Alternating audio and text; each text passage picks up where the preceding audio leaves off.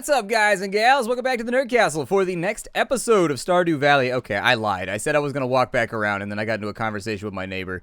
I went outside for a breather. I like to take little breaks in between. That's my advice. If you do any kind of, like, work or whatever, don't go, like, 7 hours straight without giving yourselves a break. Your work suffers, man. Statistics show your work does suffer after a certain amount of time without a break. That's why they are, like, government mandated and whatnot. Take a little break. I had to teach myself to do that because this is, like, my home thing. I do this all on my own, you know what I mean? This is how I earn my living or whatever, and I had to make my own rules because there's no government agency telling me to take a break or, oh, hey, you want to be friends? Here you go. Yeah, my neighbor, he and his daughter were out for a little walk, so I had a little chat with her. She's about, I'd say she's probably about 2 years old. Like, she's at that conversational phase where it's important to, like, teach kids, like, how a conversation is formed so that they have, like, the proper social development, you know what I mean? Like, little kids, they'll figure it out on your own if you don't teach it to them. But I was walking by, and she goes, hi, and I was like, hey, how are you? And she was like, I'm doing good, what's your name? And so already the conversation went further than I thought. It was kind of like, hi, my name is Buddy, what's your favorite color? It already went further than I thought it would. Be like, all right, I'm going to stop and have a conversation. He was there, too. And so, the spacing looks weird. What's going on right now? No, don't do that. There we go. And then that looks like they're throwing their seeds all over the place. This guy's starting to sprout, though. I'm glad to see because I wasn't sure they were going to grow in the winter. I wasn't totally positive about the trees. I was a little bit on the edge about it. Yep, had a little conversation with my neighbor hanging out. He's actually the local handyman around here, too, for, like, our entire apartment block. He's the super. And so just shooting the shit with it. It's never a bad idea to make friends with your local super. I'm telling you. It's never a bad idea. Just be sociable in general, in all honesty. I know, like, the whole hikikomori thing is, like, super popular on the internet right now, like, kind of like avoiding people and just being, like, kind of a shut. Don't try real hard. You know, I know being social doesn't come naturally to everybody. It didn't come naturally to me until I had my first roommate. I was really, really antisocial when I didn't want, my mindset was like, if I don't know you, I don't want to know you. You know what I mean? If I ain't met you yet, I don't want to meet you. And that's not a healthy mindset. You're going to have to interact with some people at some point in your life, and so it's good. I learned it from my best friend. He's actually my best friend now. Been my best friend for about a decade. We go back like throwback. He's one of those ride or die friends that only comes along like once in a lifetime, you know what I mean? Like that friend among friends. And so anyways, I don't think we're going to unlock anything for like one more. I was hoping. We haven't unlocked anything in a really, really long time at the museum. I've probably dropped in 15, 16 new things there since our last upgrade, I think. Although I'm sure somebody will go back and count now and tell me I'm wrong. I have a tendency to over-exaggerate, and because I'm a storyteller. I am. I like to make the story pop. I like to make people laugh, and I like to see them. But there's a fine line between, like, over-exaggerating and becoming like a liar and telling a story well. And that's another fine line you got to learn to walk. Ah, Figgle Farmer, so you helped us with our slime problem. Thank you. I hope you didn't go through too much trouble. Those slimes can be pretty dangerous in groups. It should be a little easier to go spelunking now thanks to your efforts. Enjoy your reward. Okay, so what do we get paid? Oh, $240. Okay. I was hoping for a little bit more, but I could have signed up. We got a sea cucumber. Oh, our traps. We haven't checked our traps yet. I totally forgot about them. They've been out there for a couple of days, right? Yeah, I hadn't even thought about it. When it comes down to the 25th, I may just cheat and look up what Caroline wants for Christmas and see if I can come up with it. I'm sure a diamond would work. Just give that girl a diamond. What lady doesn't love a diamond? Diamonds, I would love a diamond. I'm not even a lady, and I would love a diamond. If you gave me a diamond, I'd be like, damn, that's a diamond, son. What? Fall in. Oh, you caught trash? How are you going to catch trash? Son of a bitch. Son of a bitch. How are you going to catch trash, though? Like, come on, man. I need you to go the extra mile for me here. I wonder if it has to do with what bait you put inside of it. This guy caught glasses. Fantastic. And this guy caught a lobster, or just a really, really big crawdaddy. A big old mud bug. Okay, well, I'll throw these things into the compactor, and then the mud bug's pretty cool, though. That might go. Do I have a set that I haven't finished yet? Let me check the fish tank.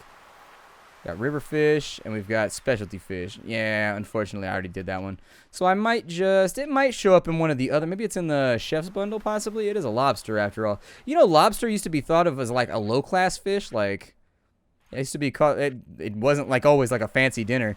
Nowadays, you'd be spending all kinds of money on a lobster dinner. You can spend $50 plus on that shit. Got a chub right there. We got oh, it wanted a frozen geode, not a frozen tier. I messed that up then. Okay. Alright, I miss. It's the same general shape. They're both blue, and they both got kind of like that little bloop thing going on. It's my bad. We got, what is this down here? We got a couple of oysters. Yup. There it is. Hopefully not of the Colorado variety. And then we'll grab these guys over here. A little bit of clay right there. I'm going to run this hardwood. If you're wondering what I'm doing right now, I'm just doing the rounds for forageables. After this, I'm going to take the hardwood up to Robin and see if maybe that helps her out a little bit. We'll more than likely have to go back and drop some of this stuff back in our storage chests or whatever in between any of our further adventures. And in fact, we may not have any further adventures by the time I get up there. Yeah, it's going to be close. They're not going to close down, though, so we should be all right. I just got to get her before she leaves the premises, because I have trouble finding people once they've been wandering around for a bit. Maru! Thanks. Okay, well, it wasn't like her favorite present, but whatever. I'll probably give that to you. I guess it's the thought that, hey, screw you, Lewis. I just did your quest for you. If you don't like my product... Hey, girl. I already gave her a gift today. All right, never mind then. I was trying real hard. Yeah, social skills. We're talking about that. I don't know. With little kids, I always try to tend to be I'm mindful of the way I walk through a conversation when I talk to, like, one of my friends' kids or something like that, especially when they're at that age where they're first starting to, like, understand sentence structure and, like, the way a conversation flows, because that's something you and I just take for granted. Like, you and I, a conversation flows a certain way, and you're just, like, used to that fact, you know? I think we caught her right as she's getting off work. Okay. No, she wanted this for a... She wanted that for a quest, right?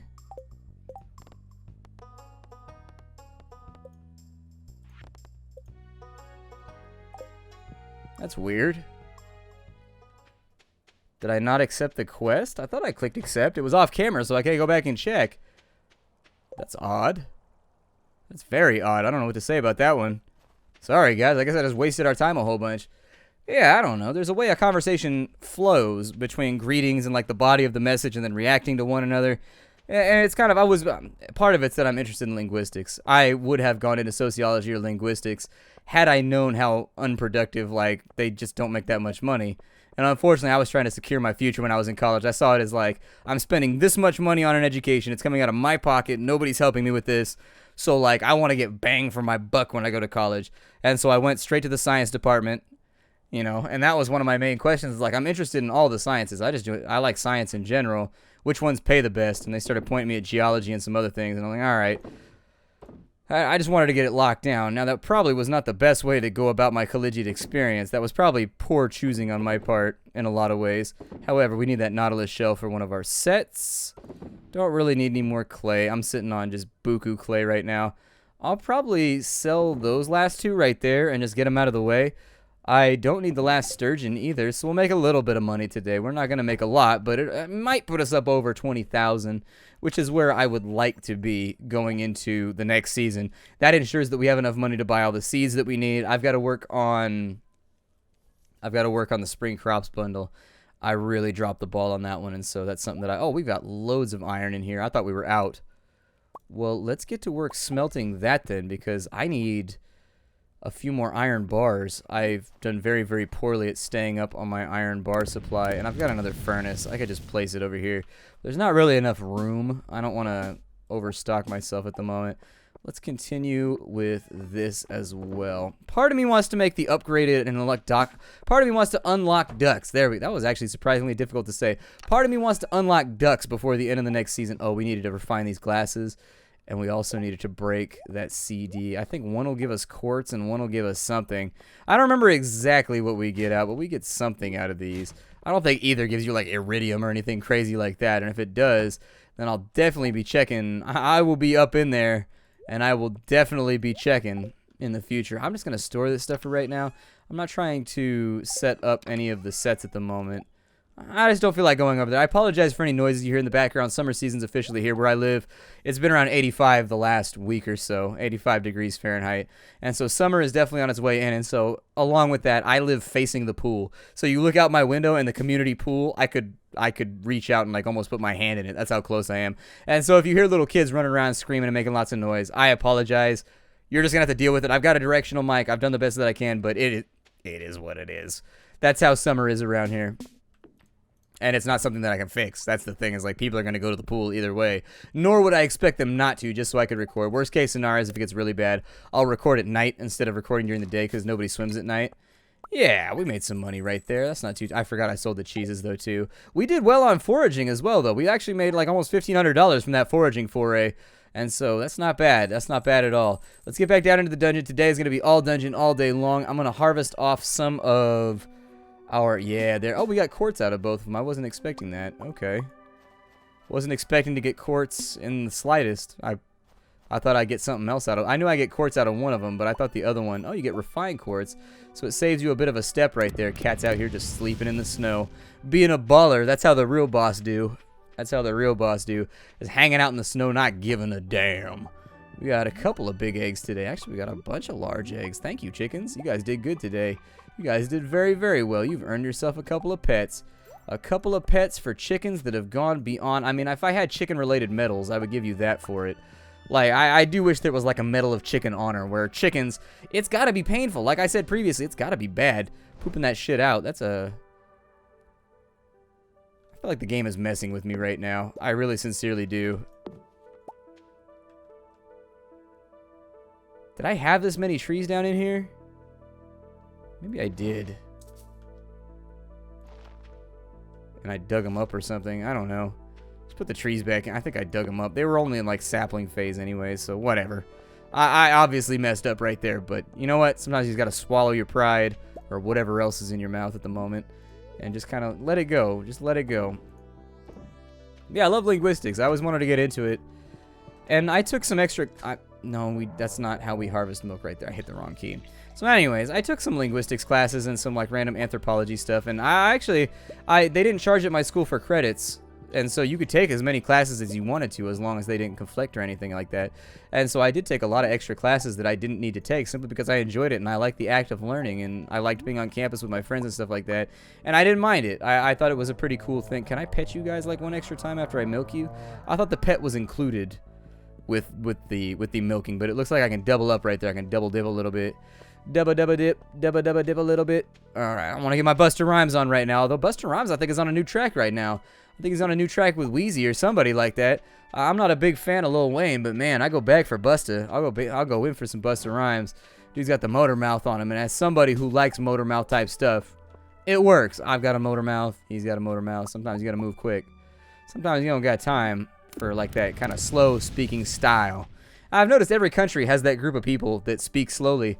Like in Australia, there's like a specific area of their country where people like the stereotype is they talk slowly. Here in the United States, at certain areas of the South, people are like, yeah, they talk slow down there. Like they're not necessarily, there's no other, some people use that to infer that they're like dumb or something like that, but nah, my family's from the South.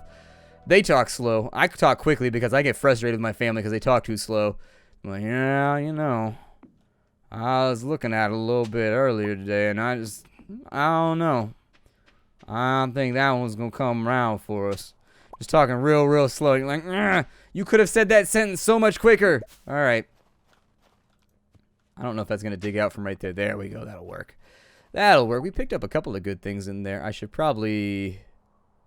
Shizer. All right, let's go back down. I got to go sell this stuff. Otherwise, when we go into the dungeon, we're not going to have room for all of it, and then I'm going to feel hella dumb. We're going to end this thing on Christmas Eve. I think this is going to be our final day in this recording session anyways before I... Oh, man, we're going to come back on Christmas Eve. That's going to be fun.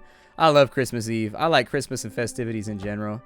I'm not one of those people that poo-poos. Like, there's some people that are just like, meh, I hate everything. Oh, I can turn these. I can make spiceberry preserves out of these. I can turn this from, like, a C into an A. Hold on. Here we go.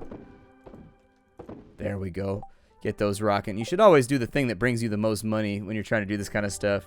It'll be easier on you. I need to get some more mixed seeds as well, I think. I'll probably just ditch all that stuff. I don't need it. I got plenty of quartz and plenty of other things sitting around. Salmon berries, don't need them. I got loads of them sitting. The cherry, though. I think the cherry might allow us to finish... Get close to... Oh, I've got an apricot, though. We can get that on the way up there. I think I got an apricot in the fridge right now. And I was just going to vendor it because I was frustrated with the combination. There it is. So, yeah, we're done with that right there. Let's go drop it off on the way by. Drop it on off. Yeah, I would recommend you always keep an open mind to learning. Learning's fun, man. Learning, I think that's a big thing, is that we don't stimulate in the United States with kids. School is meant to be kind of like a prison-like experience. And it's left up to the teacher to have, like, a minimum level standard. The teacher is responsible for how engaged they want to be with their audience and with their students. And altogether, my experience in school was really negative. I think I probably had, in the public school system, I think I probably had 2 teachers the entire time, from like 2nd grade all the way up through high school. I think I had 2 teachers that actually had that attitude that a teacher needs to have, where they would run it down, and their goal was to make kids learn and to have fun learning and to learn to love learning. And every other teacher I had just felt like they were doing a job, just like monotone Ben Stein, like let's get this done and get out of here type attitude. And I really think like that kind of stuff, I mean, with the way the teachers union works, it's tough to get rid of bad teachers. It really sincerely is. But I mean, short of, diddling a student, it's very, very difficult for someone to lose their job in the teaching field. At least in California, the teachers union out here is rock solid. They are strong as hell. It's tough to lose your job if you're a teacher out here. You got to try at it. You like crocus? No, don't eat the crocus. Give the crocus as a present. Here, crocus. Hey, how'd you know I was hungry? That looks delicious. No, you don't eat the crocus. It's a flower. It's like a, hey, girl, I think you're beautiful. Hand her a flower and, like, hope for the best. Damn, people in this, confused out in this community. Confused. Yeah, sometimes I wish there was better checks and balances on teachers, because if you teach a child to hate learning, that's it. Like, they never come back. Or like me, it takes them till they're halfway through their 20s going back to college to learn to love it again. And it's just like, it seems unhealthy to me. Like, intellect is one of the great human strengths, and we should encourage that. Like, that's how you get your Elon Musks, and that's how you get like your next adventures, or your adventurers, and that's how you get your inventors, and that's how you get those people in our society that move things forward, is by teaching people to love learning. And every single person that you stamp that little light out of, there's no guarantee it'll ever come back. And for me, like, school was like prison. I ditched all the time. I didn't enjoy it. I didn't want to be there because my teachers sucked and like didn't try at all, and I saw them not trying, and so I figured, all right, they're not going to try. I don't want to try. And so it's kind of sad. And I know other kids go through that are in the public school system around here. I think the United States is in sore need of I think we need to focus a lot less on like wars and being abroad and kind of like fighting in other countries and stuff like that. We need to focus on social stuff. We need to be back at home, like helping people and stimulating minds and, helping people be the best that they can be, because seriously, the school system here is just nasty. I'm sure the school system's nasty in other countries and other places too, but in California, it's especially bad. Our public school system is definitely nothing to brag about. In fact, you try to ignore it when you look at statistics. It's ugly. And then like the school system wonders why so many people like homeschool now, and so many charter schools are opening up, and so many like things that have, for example, like a charter school. I went to a charter school in my senior year, and they had like, you could get put on probation like you were in college. Like you had to go to that school, you had to have a C or better in all your classes. Otherwise, you went up for review, and then if you didn't improve your grades in 3 months, given reasonable chances, and the school would work with you. They would give you extra work you could do for your classes and stuff like that to help you even your grades out. And it wasn't like it wasn't like college, because in college there was limited points you could get, and there was no such thing as extra credit in college for me. If you messed up the points that you had available, then you had to retake the class. With the high school I went to for my senior year, my last one anyways, if your grades were below, the school would work with you. You had to go to, like, it was almost like detention. It wasn't detention though, but basically it was like you went to the office after school 3 days a week, and your teachers would come by there and they would give you extra assignments for whatever the schoolwork was, and they would let you regenerate points, like not a lot. Like you would get 3 to 5 points for like little things that you did here and there, and that would help you. But the teacher had to prove as well that they were giving you an opportunity to turn your grades around before the school could kick you out. And so anyways, it felt like both sides were working in tandem to improve the grades of an individual who had slipped or wasn't trying. And, the teachers union constantly is harping about, oh, there's private schools and everything opening up all the time. Like, yeah, that's because parents know that their kids are not getting the standard of learning that this is why you have wait lists for like 3 years out for people to get their kids into like charter schools and stuff like that, because they know that the public schools aren't doing what they're supposed to be able to do. And part of it's budgetary, but that's where, that's where financing comes back in, and where the government and the bureaucracy needs to be better at giving money to the things that matter, like learning. I mean, among all things, I don't think a whole lot of people can make a strong argument against lowering the funding for schools. Like, I don't think you're going to find a whole lot of politicians that want to jump on that bandwagon, and yet when the time comes around, it's always school budgets that are getting cut so that other things can be worked on. Other more lucrative things that bring in like investors and stuff like that. And I'm just like, well, forget the investors, man. Like, forget business coming in from other states and stuff like that. Just help kids out. Like, you will have new businesses starting up in your area in this is an investment. In 5 to 15 years, when these kids grow up and you've cultivated a love of learning and you've made them intelligent, critically thinking human beings, they will start businesses here. You don't need to bribe businesses to come here by lowering their taxes and cutting financing for schools and stuff like that. You need to invest in the future of the people that are going to live in this area. You know what I mean?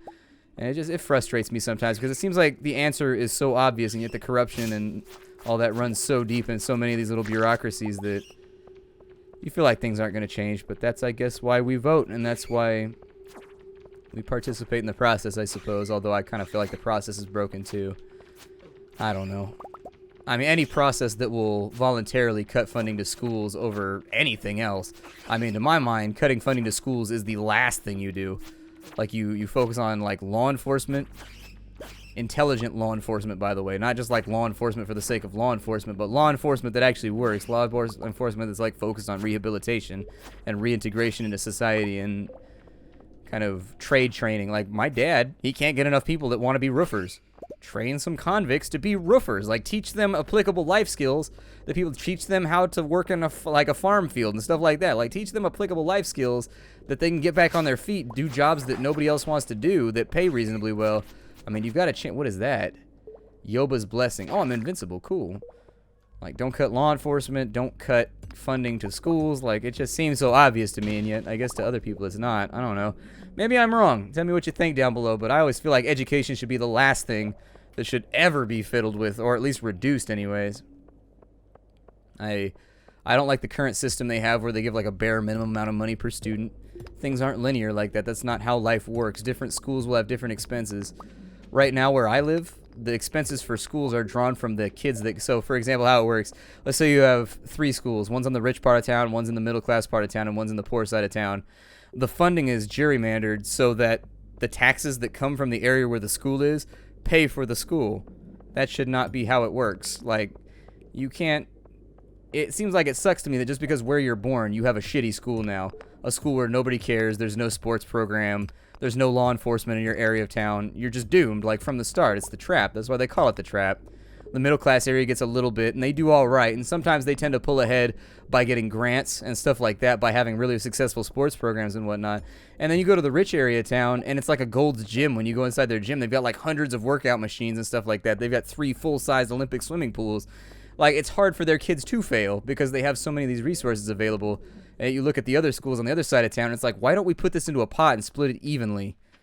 Or at least, like, come up with some system that's fair for all the kids in town, rather than just, like, some people at the top get everything, and people at the bottom, it's just, you're going to be a janitor for the rest of your life, you know, and you have no chance because the school has no resources, and you don't want to be there, and it's in a dangerous neighborhood, and they have metal detectors and shit.